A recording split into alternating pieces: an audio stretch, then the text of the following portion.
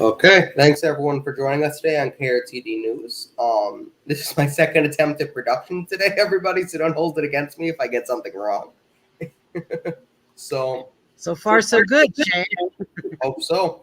So we started the countdown a little bit late, so everybody, I accelerated to a 30-second countdown. Usually we're going to start 10 minutes before we did last time. But anyway, we have some interesting stories for you guys today. So let's get into story number one. So the first thing, I want to open up with the video. I'm going to open up with a video here. So let's watch, and then we're going to react.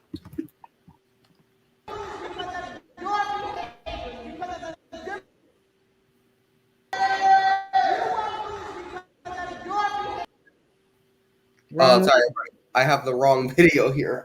I will grab the right one. I'm sorry, everybody. We're going to be starting with Kirsten Sinema and Joe Manchin. Senator Kirsten Sinema confronted in a way that she probably never expected on her way to the ladies' room. Sita, we want to talk to you real quick. Actually, I am heading out. As she heads into the bathroom on the campus of Arizona State University, she's followed right in. We knocked on doors for you to get you elected. There they wait and wait. Yep, they're still there when she comes out of the stall. Senator Sinema is calling the incident unacceptable. And so is President Biden. Senator Sinema last night was chased into a restroom. Do you think that those tactics are crossing a line? I don't think they're appropriate tactics, but it happens to everybody. From the only people it doesn't happen to are people who have Secret Service standing around them. Moderate Democrat has come under fire by left-wing Democrats for not supporting the president's Build Back Better plan, which she says is too expensive. And it's safe to say the U.S. Senate has never seen anyone like her before. She's made quite the presence with her colorful wigs and bright outfits. Over the weekend, she got the full Saturday Night Live treatment. Look, as a wine-drinking bisexual triathlete, I know what the average American wants. They want to be put on hold when they call 911. They want bridges that just stop and car falls down. They want water so thick you can eat it with a fork. And I will fight for that no matter what. Unless my foot hurts, then I'll go back to Arizona.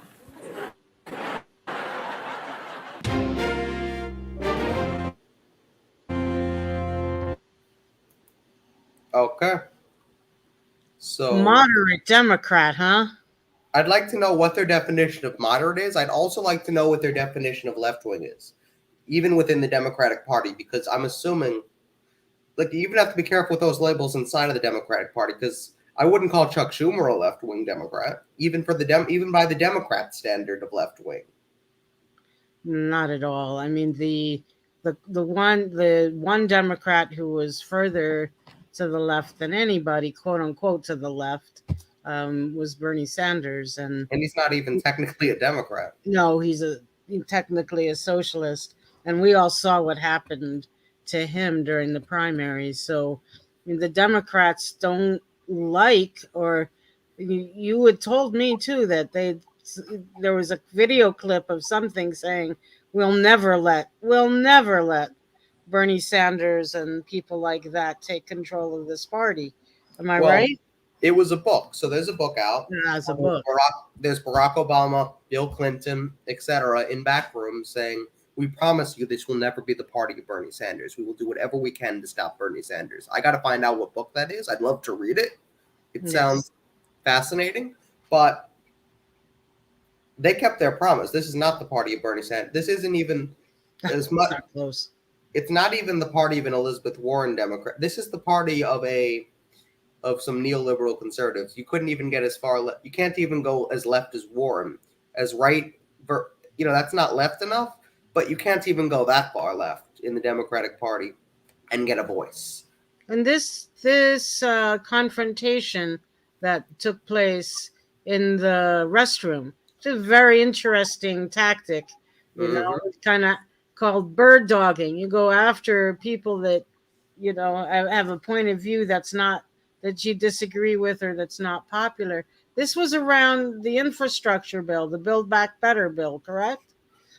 Absolutely. They think that 3.5 trillion is too much money. What she wants to cut out, and what Senator Joe Manchin would like to cut out, is free community college in particular, the child tax credit. Those programs they don't think are good enough, are meant to be in the program. They want to get rid of that. Now Joe Manchin is willing to settle for 1.5 trillion. I don't think that's enough. I don't think that's even close to enough. Kirsten Sinema refuses to even give a number of what she's willing to settle for. She just says this is too much. Well, and they're talking numbers without talking programs. It's really important for the public to know what programs they're talking about. And I know even in the $3.5 trillion plan, there's a lot of concern by many environmental organizations and others that it really doesn't include enough money for addressing climate change, for example. And the programs you mentioned, the tuition-free college, uh, waiving student debt, and there are so many things that this pandemic has shown us that we need, that the people of the United States need.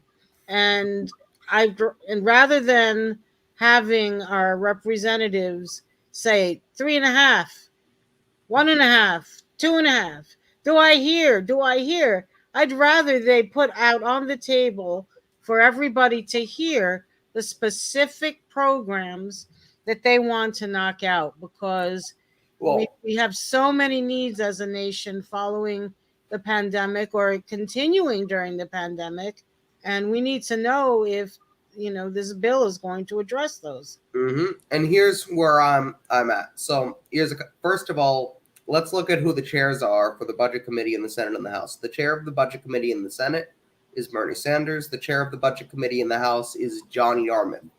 Now, both of these senators are more on the. I was going to say senators. Both of these, I'll say representatives. They're both technically representatives. So both of these representatives are more on the left-leaning area of the spectrum. These are the guys who are in charge of the Budget Committee, and this is the bill they ended up crafting. And here's another thing: both of them have dealt with Stephanie Kelton and understand modern monetary theory and understand that we don't actually use taxpayer money to pay for anything, and the government pretty much has unlimited amounts of money that we can use. Both of them understand that, yet they were willing to lower their $10 trillion bill to $3.5 trillion to appease quote-unquote moderates, even though they understand how the U.S. government spending works, even though they're more on the left end of the spectrum. It doesn't matter. They pre-compromised their bill and expected that they would be allowed to do 3.5. Let me tell you something. If you do a $3.5 trillion bill, they're going to cut you down. If you start at 10 trillion, where you were talking about, start at 15 trillion. Because by the time they start cutting you down, they'll think that 10 trillion is a compromise. They'll think that 7 trillion is a compromise by the time they start cutting you down. Because they're going to cut you down no matter what, because everybody has to remember, this is a budget reconciliation bill. This is not a regular bill. This goes through committee, and it's going to be cut no matter what. But the higher you started at, the less it gets cut. And you have to understand that when you're doing this. They didn't do this properly. And, of course, they're not the only ones on the Budget Committee. But if they're the heads of the committee, they must have some influence, a lot of power on these committees, I'm assuming. Right. Well, yeah, and you're absolutely right, Shane. You start out higher than what you're willing to go, and then as you negotiate, you get closer to what something that is more acceptable. If you started at 15 trillion and ended at 10, that's what you wanted in the first place. I'm a little later, we were going to talk about the military budget, but I'm going to bring it up in one way right now. The military budget is 800 billion. Actually, And even more importantly than that, we've spent close to 3 trillion, 2 to 3 trillion, Mhm. 2.3 trillion on the war in Afghanistan, for example. Yes. So, these numbers that are being thrown out here, it's not like this government won't spend it. Right. It's how this government will spend it, what this government's priorities are, and it doesn't appear to matter whether it's a Republican president or a Democratic Party president. We're still going to wind up in virtually the same place. Exactly. I'll tell you, it'll now here's what I've noticed about that. The Democrats and Republicans agree on maybe 70% of the issues, at least the neoliberal corporate ones and the neoconservatives who get elected.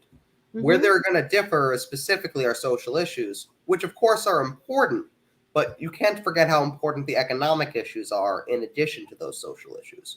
Because and No, you you're also have right. to remember they're not going to fight as hard for those. They might be in favor of those social issues, but when it comes down to it, as much as they're not going to fight for them at the end if it costs them too much. They'll never do it.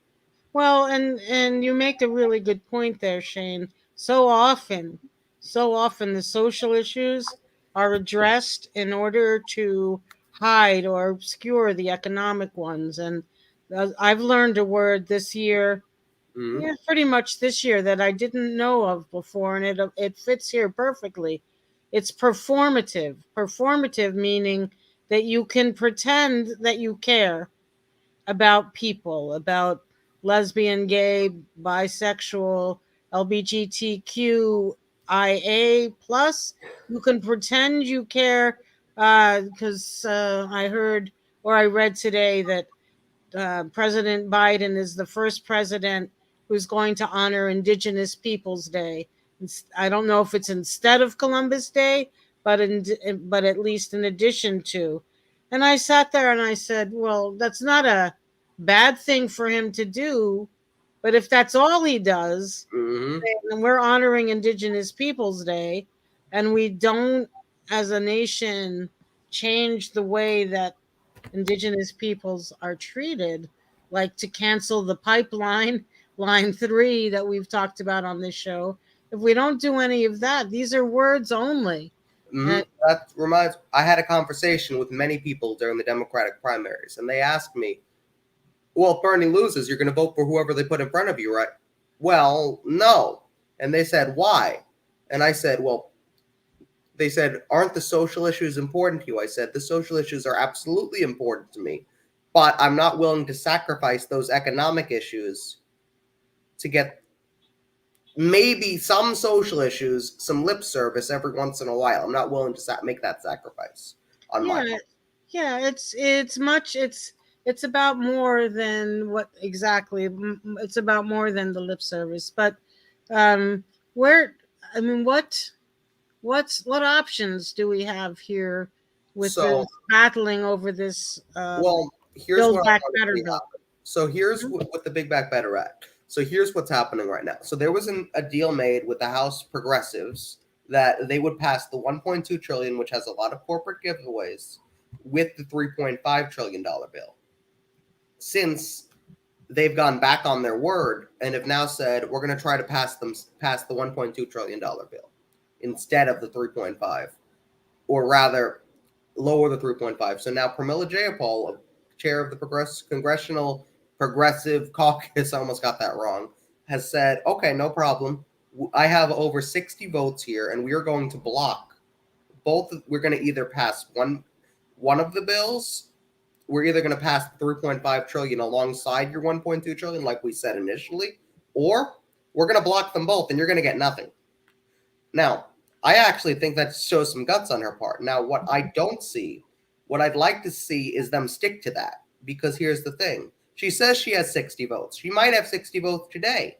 But on the day of the vote, she might have 10 votes at the end of the day. I want them to block that bill because you can't it will we've asked first of all, they were asked to do things several times. They were asked to fight on 15, they failed. They were asked to replace Pelosi, they failed. They were asked to force a vote on Medicare for all, they failed. Okay, you want to show some backbone now, I'm all for it. You should have shown it before. You absolutely should have, but show it now.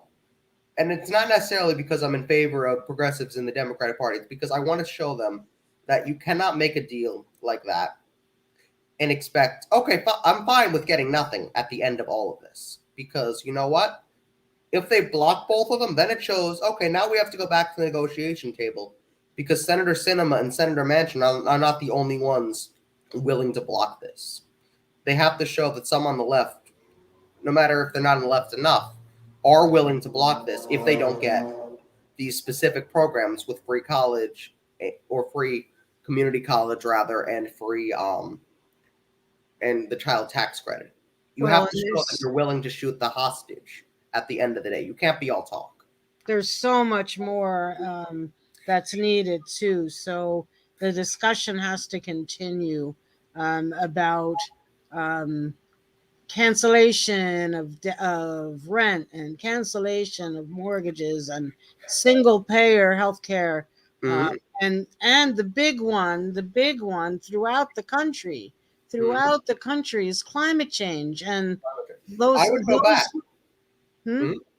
What I would do is, if they refuse to give them the $3.5 trillion bill, I would block them both, and then I would go back and say, okay, you've lost my vote until you add A, B, C, D, and E. Now the price tag just went up $5 trillion, or the price tag just went up $1 trillion because you refused to let us have the $3.5 trillion bill.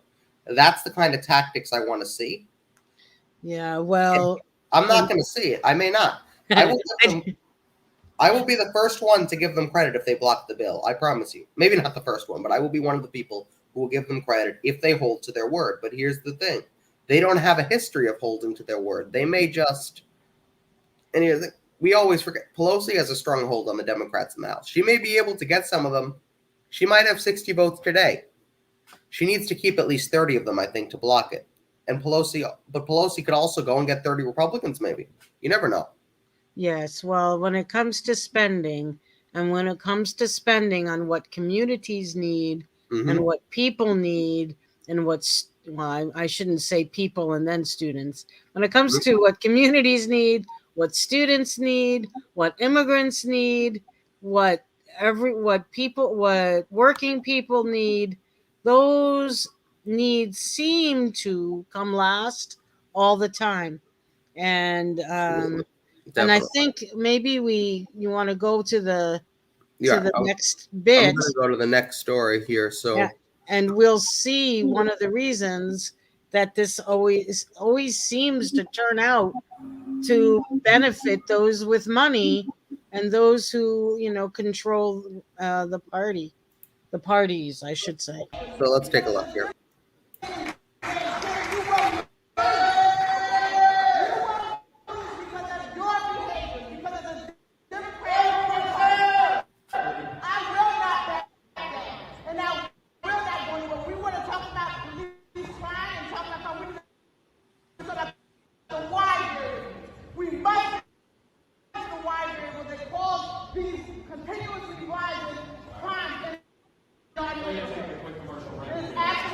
Commercial break.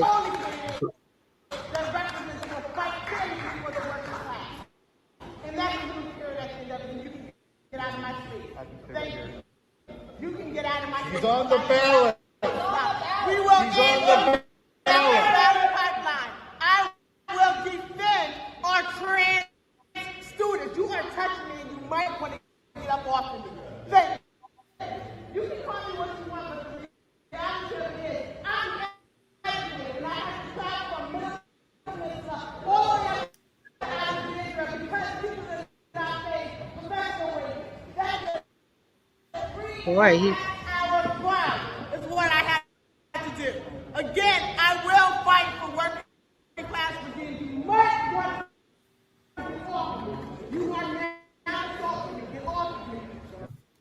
You are assaulting me. Do not touch me.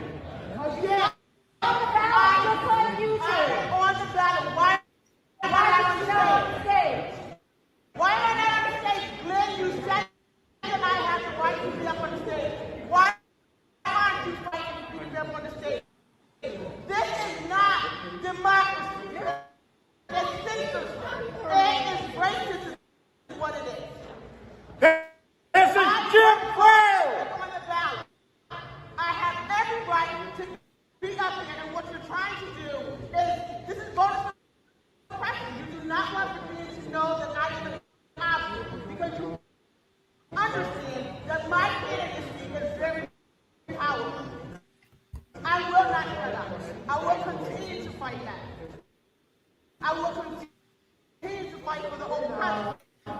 And that is so manipulative.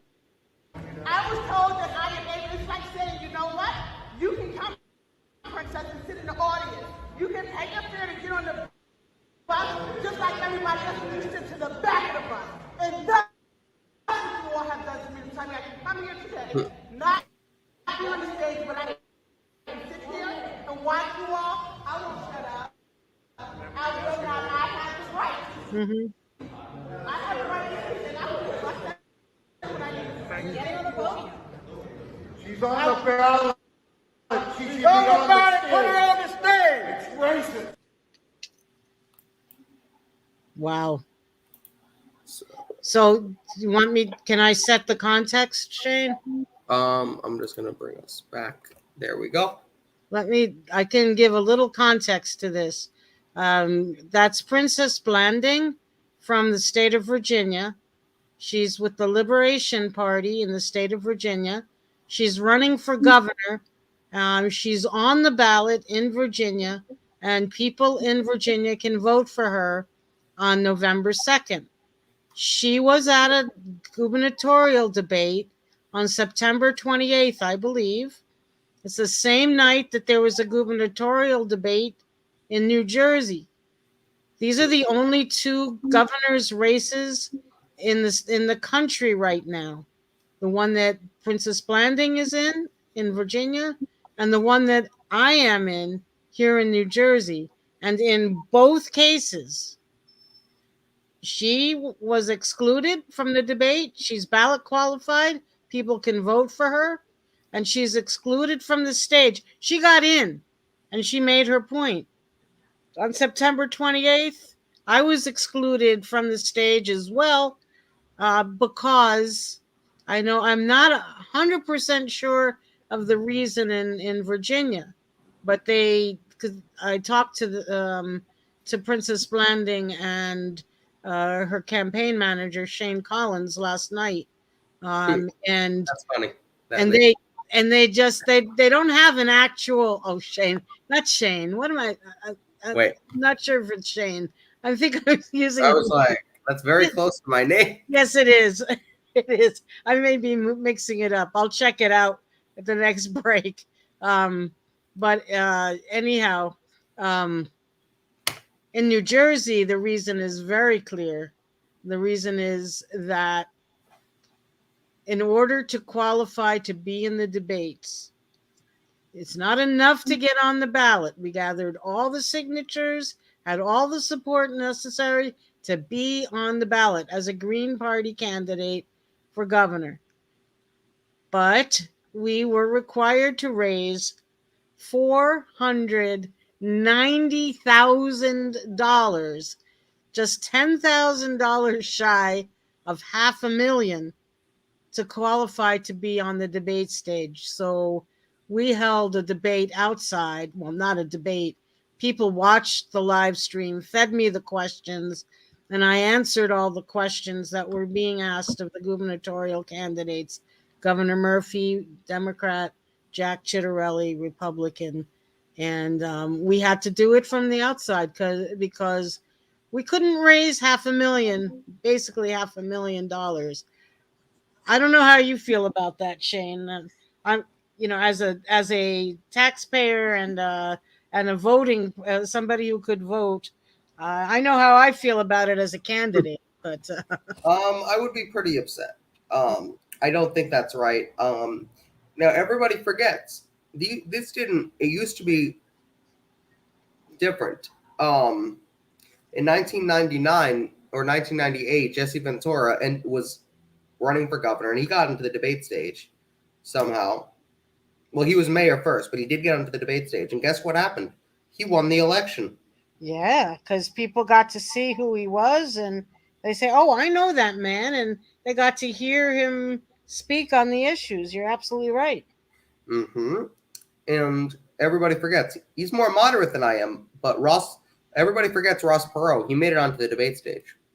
Well, that was for a different reason. I don't remember why or how, but after that debate with Ross Perot, the Commission on Presidential Debates changed, and Well, so that was why. it was run by businesses. That's why they changed, because Yeah, Ross because Perot made it onto the stage, because exactly, he's not a Democrat or Republican.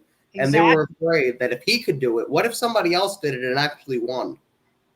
Yes, it's Shannon, not Shane. Shannon. Okay. Yeah. So, So that's okay. Yeah. So, um, but everybody, and Lisa Savage in the last election cycle, in the 2020 election cycle, she made it onto the debate stage twice. And they changed the rules mid-election. Right, She was running in right. Maine. They changed the rules mid-election. Yes, they did, and so Um, she was kept out of debate number 3. yeah. No, What happened? Because here's the thing: they notice when third-party candidates actually make it into the debates, they either A, do pretty well, or B, in Jesse Ventura's case, win the election. And they can't have that. no, and but the question here is, well, there's several questions about this. Number one, if you spend the required amount of time and meet all of the qualifications to be on the ballot, uh, that should be enough, as far as I'm concerned.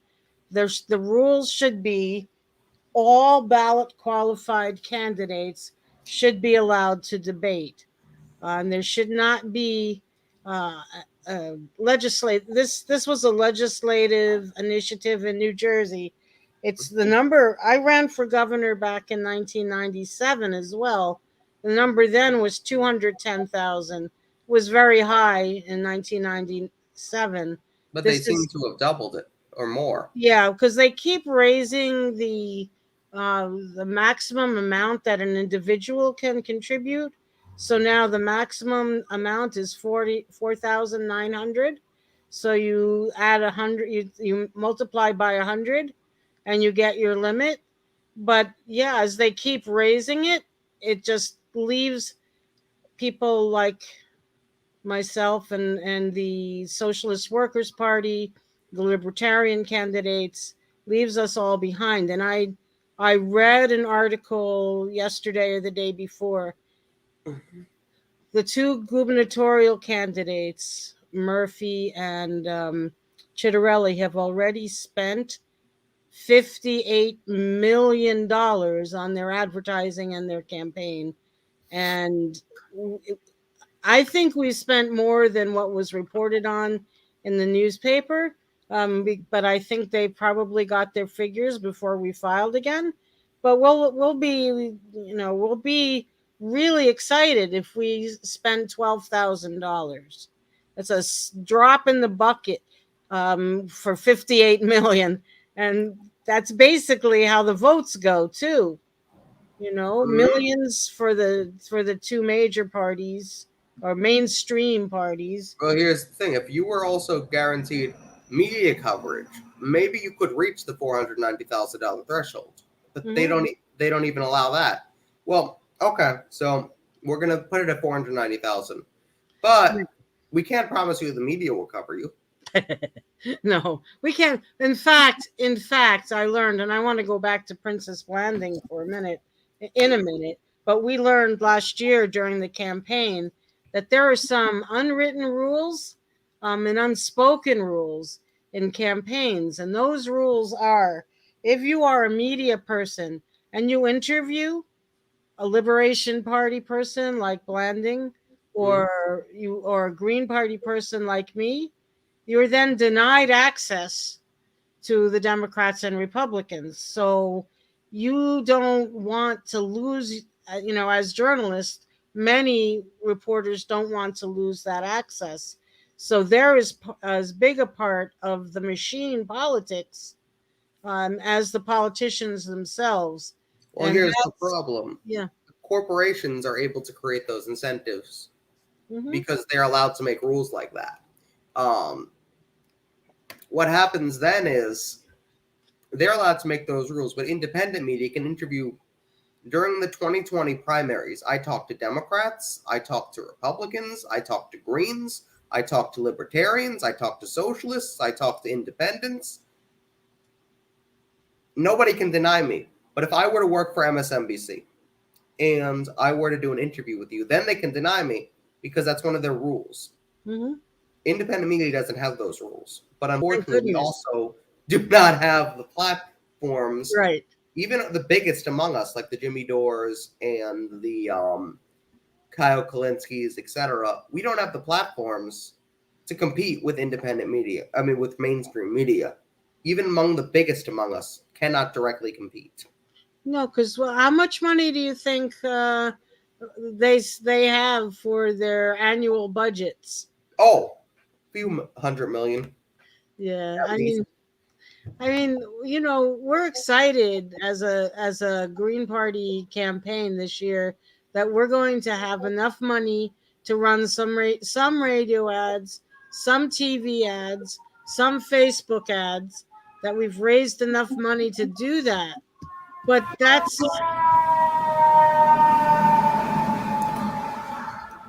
okay. The police are coming to get me. We're excited that we were able to raise about that amount of money. But when we look at how much, one measure of how effective we're going to be is how much we spend on every vote. And we're always, the last two statewide elections for US Senate that I ran in, we came out much more value for the money. I think, like, we spent just over $1.50 for every vote, and the mainstream candidates did much more than that. I really, I hope that I know that Princess Blanding has gotten some extensive media because she was inside, and I know CNN covered her, and she got, right after the debates on the 28th, Here's the thing: they have to. They like have to cover you. 59,000. Yeah, they have to. Go If ahead. you do that, they have to cover you. So more stunts like that for some of the third party candidates, I think, are given because you have to. They don't want to cover you, but if you do something crazy, they have to cover you. Like, they don't have a choice. There's certain things they cannot ignore. Right, and she, what, all that she did was she stood up in the middle of the debate to make a point. She had an invitation. She was allowed to be there, and they thought that when she was extended the invitation, it was thought that she would sit quietly and listen. Wait, so No, they gave her what are the facts? So they gave her a free. Did she have to pay to be there, or did they give no, what she paid? So they gave her an invitation because she was a candidate, correct. but But they not. didn't give her an invitation to be on the stage. So she extended the stage. And, we both, when we talked about this yesterday, we both talked about how, or we all talked about how people need to know that this is happening. And, I'm not here to promote my own campaign. I'm here because we're the only two gubernatorial races this year, and Absolutely. in Well, I mean, both cases, we had the recall election, but that was a special election that yeah, only lasted a month or two. yeah, no. So right now, on the 2nd of November, we're the only ones, and if this is happening to us, and nobody knows around the country that it's happening to us, and okay, you saw her brother, well, you didn't see or you didn't hear, but her brother was shot and killed by police a couple of years ago. Mm-hmm. There's only been one African American or Black governor in the state of Virginia's history, and that was a man. So she would be the first Black woman to be elected as governor of Virginia. Also, the first to be on the ballot, if I'm not mistaken. You're probably right. I'm not sure of that. That's And what in she my said. case, I Yeah. mean, I'm well, as Greens, we've been trying to break through the duopoly. Both of she and her in the Liberation Party, and me as a Green, we're trying to break through the stranglehold that the Republicans and Democrats have on politics. And so, going back to our previous discussion, Shane, about how you're pessimistic, that they'll hold their ground and block the bill. This is one reason why. They cave in, they cater to the big money interests, and people like Princess Blanding and I. Nobody on that debate stage wants us to be there. They're afraid of something. Absolutely. And don't understand, when I'm pessimistic about it, doesn't mean I don't want them to shoot the hostage and block the bill. That doesn't mean that at all. And it doesn't mean I don't want them to do the right thing. It just means I'm skeptical that they always will. And it doesn't mean Ever will. Ever exactly. will. And it doesn't mean I won't give them credit if they do the right thing, just as I criticize them when they do the wrong thing, because that's what you're supposed to do. You're not supposed to. Mainstream media will always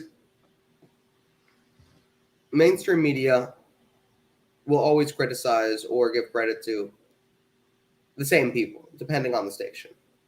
I will give credit to whoever deserves credit. I will criticize whoever deserves criticism, regardless of party, regardless of anything. And I will give credit to everybody who deserves credit, regardless of party or anything else, because that's what I'm supposed to do. Well, and at this point in our country's history, and in this point in world history, it really is more important, I believe, to vote policy over than it is to vote party. Absolutely. We have some deep-seated problems that remain unsolved after many years and many decades, and this pandemic has just completely taken the curtain off, or the veil off, and we see exactly what the problems are. So Absolutely. I don't know. I think we also have to, in addition to electoral politics, as important as they are, they're not the only thing. We can also do direct actions. Well, yes, and Princess Blanding showed how you could do that. And we had a lengthy conversation about what I can do, because we have one more set of debates coming up. We have in South Jersey at Rowan University this coming Tuesday night. There's another debate between the Republican and the Democrat, and we're going to be outside. And I've been trying to find a ticket to get in, but so far I haven't been successful. So we have a little theater of our own planned. Because I mean, what she did was not. She stood up. She just stood up. I can guarantee you they won't invite her back. Well, yeah, I mean that, unfortunately, but she now says she's not going to wait. She's going to take what's her right. And she's taking the stage. I don't know if there are any more debates scheduled for Virginia. We've got one lieutenant governor debate for independents that's set for Monday. That's virtual, and it's going to be at 9:00. And then we have the one more gubernatorial debate. There is no alternate debate for third party candidates running for governor, at least not at this point. So we're gonna get I'll leave it there. You have to stay tuned to see what we're gonna do. As we have to, but we're taking a page out of Princess Blanding's book, and we'd like to be able to work with her campaign on this. But definitely, now we have two more stories we want to get to. So if you want to get to the yes, the military one, yes. So I started to mention a little while ago that the military budget is $800 billion with a B, and the House wants to increase. You mean the Pentagon budget? No, the military budget is $800 billion. Okay. The entire military budget. Well, and that's probably a low estimate, because it doesn't include certain supplementals. It doesn't include nuclear weapons. It doesn't include Homeland Security. It doesn't include a whole bunch of things. It doesn't include the slush fund for the military. There's a lot that's not included in the $800 billion.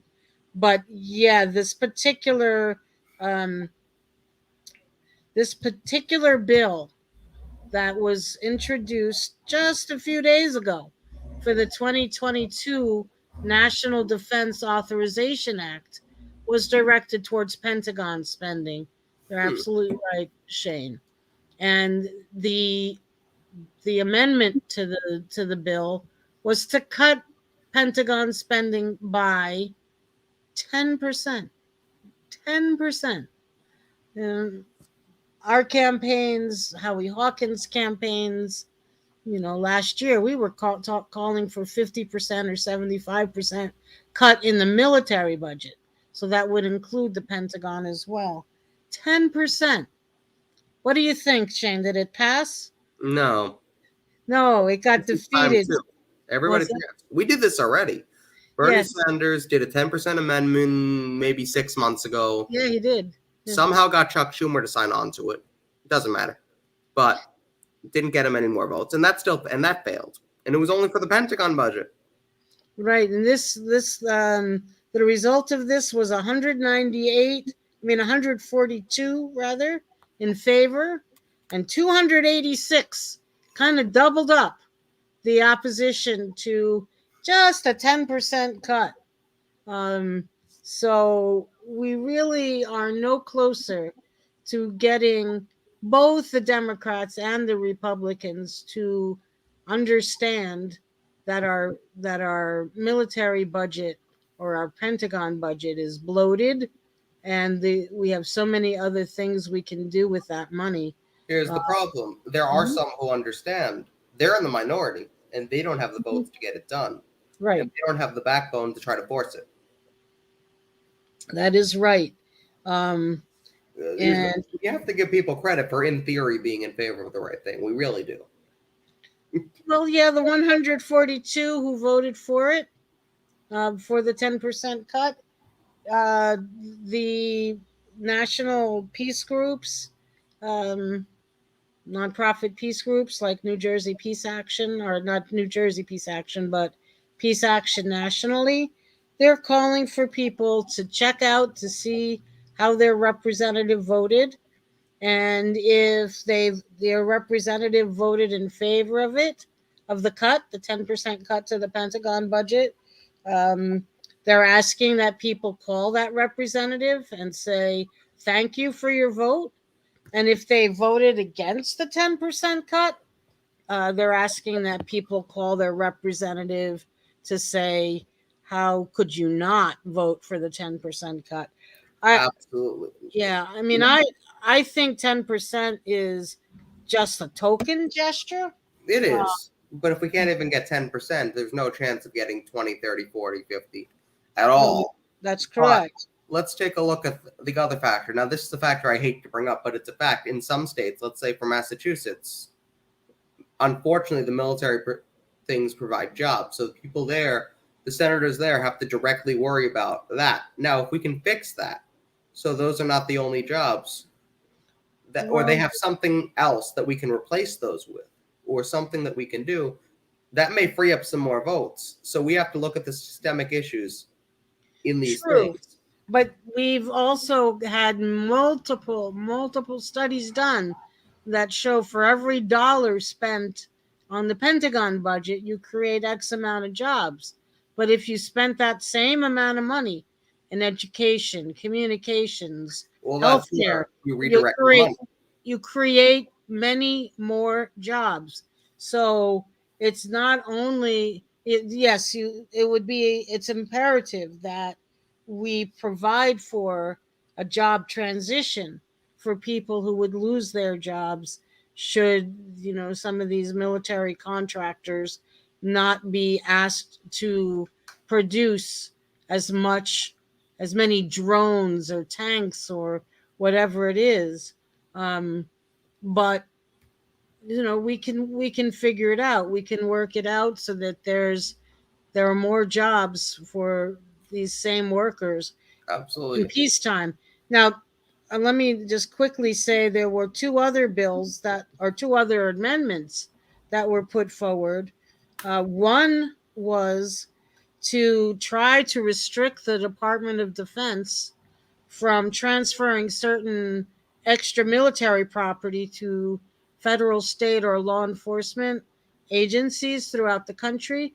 I'm sure people remember the scene from Ferguson, Missouri, a few years ago, with a woman standing, confronting a tank that was brought into the streets to be used against people who were fighting for racial justice.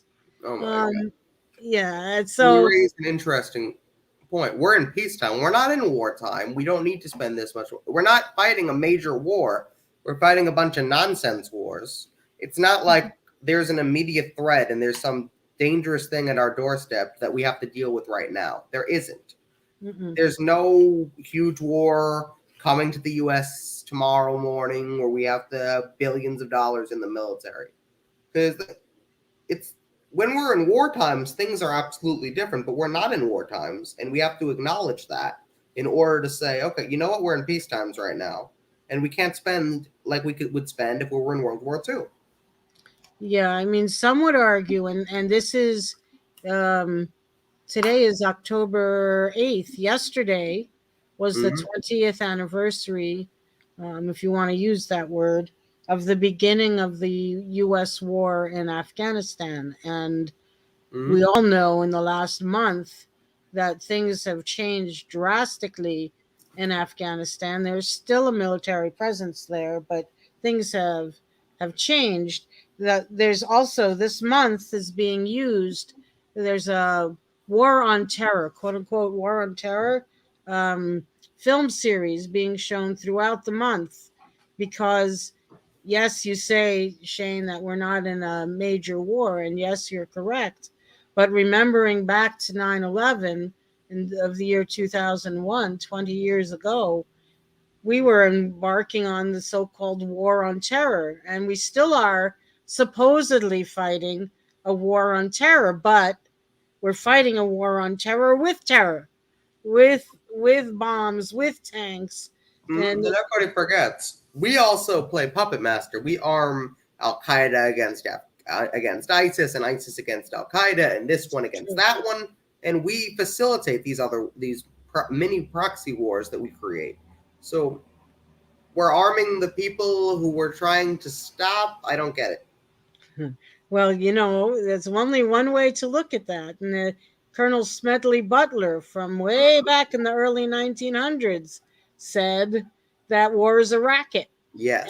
And it's all about greasing the palms of the military contractors. And I'm sorry to say, I'm sorry to be the bearer of bad news, but nothing much has changed. And so this bill or this amendment to the National Defense Authorization Act, which would bar certain kinds of excess military or surplus military supplies from being given basically to local governments, it went down also. It was a little closer, the vote was a little closer than the one on cutting the Pentagon budget by 10%. Yes. This one was 198 in favor and 231 against. Now, the only the only amendment that passed, and Shane, I know you know how that this is not the first time that this has come up, was an amendment that terminates U.S. military logistical support to and the transfer of spare parts to Saudi warplanes conducting aerial strikes against the Houthis in Yemen. Yes, the And, genocide in Yemen. and how many times has this happened that there's been a vote in favor? Maybe for the last 2 years, and even right at the beginning of the Biden administration, there were people celebrating because Biden said, "I'm putting an end to this. I'm putting an end to this now." Um, and we're still passing amendments because Raytheon, Lockheed Martin, Boeing, these military contractors, they're still producing the bombs and the drones and the bombs that are being dropped on Yemen by the Saudis. They have our name. They have our military contractors' names on them. Absolutely. Now I want to get to the last story because I want to try to finish by 7 o'clock this time. I thought Okay. we had till 7:10, but let's go ahead to the last story. All right. So, so again, just to wrap up that last one, if you want to check out how your representative voted on any of these amendments, would be good to do so and let them know if you were in favor of their vote or against their vote. So we have this, as I said, yesterday was the 20th anniversary of the U.S. invasion of Afghanistan. And one of the other hats that I wear is that I'm a co chair of the Green Party U.S. Peace Action Committee, or GPACs. And yesterday we issued a press statement that's on the Green Party U.S. webpage. Um, we're calling for the organization of a preliminary hearing to consider the indictment of select U.S. political leaders, U.S. military leaders, leaders of U.S. Leaders of private U.S. arms manufacturers on the following counts: crimes of aggression in Afghanistan, as understood in accordance with Article 8 of the Rome Statute of the International Criminal Court. War crimes in Afghanistan under the same statute that I just mentioned. Mm-hmm. Crimes against humanity in Afghanistan, as understood in accordance with Article 7 of the Rome Statute, and then complicity in commission of the above enumerated crimes in Afghanistan. So, I mean, we want to come down hard so that so many times, these are not mistakes. These are not failures of strategy. These are out and out blatant violations of international law, and the people who are responsible for it need to be held accountable. So we're inviting all interested organizations and individuals to assist in this hearing. And we are going to have judges. So hear evidence from people who are explaining what the war crimes are and naming names, saying who was the one who issued the order, who were the ones who did Right, everything. absolutely. Mm-hmm. When is this going to be? Well, the hearing will be by the end of this year. That's our goal. So we're already in October. And if people want to get involved in this, they should contact the GPACs committee at GPACs. That's all lowercase, GPAX at gp.org. GPAX at gp.org. This will, if you have evidence, if you as an organization want to co-sponsor this preliminary hearing, if you want to be part of the effort to name names and issue indictments, yes. GPACs GPACs, that's all lowercase. Mm-hmm. at gpacs.org. GPACs, no, GPACs at GP for Green Party. GPACs is the Green Party Peace Action Committee. So GPACs at gp.org. And we've circulated this to many media outlets. We're sending invitations to many people. If you and organizations, and if you want to be a part of that, please contact us. And everybody can find that scrolling across the screen at the bottom now. Yeah, that's perfect. GPACs at gp.org to be involved with this. It's about time that we hold our leaders responsible. The International Criminal Court won't, because we're not a part of the International Criminal Court. The United States never joined, or they were a signature, but they never, or we voted for it. The Senate voted for it, but we never signed. And so no one's going to hold the United States accountable except its own citizens, its own people like us. And we also have to hold them accountable for the mess, for whatever problems exist now after the U.S. withdrew. The U.S. should have withdrawn. It's way too late. They should have withdrawn many years ago. But there were a lot of consequences to the way that the U.S. withdrew. Absolutely. So I just want to give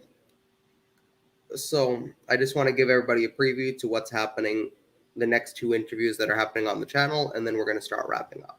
So if you tune in on the 11th at 4 o'clock, I'll be interviewing Sappy Sebs from the Fred Hampton Leftists for 1 hour. And if you tune in again on the 11th at 9 o'clock p.m. at night, I will be interviewing Andrew from Action for Assange. We'll be talking about the latest developments in the Assange story and how they're basically trying to assassinate him now and all this other wonderful stuff. So tune in for that. And at 7 on the 11th, there's our Columbia series. Absolutely. And at 7 o'clock on the 11th, absolutely is the Columbia series. I forgot. That's the 11th too. Yeah, there's a lot of stuff on the 11th. Yes. You can spend your whole evening listening to a lot of good work and a lot of good, people who are trying to make a difference. Absolutely. And we have so many more interviews coming up. But everybody make sure you tune in. Sounds good. Okay.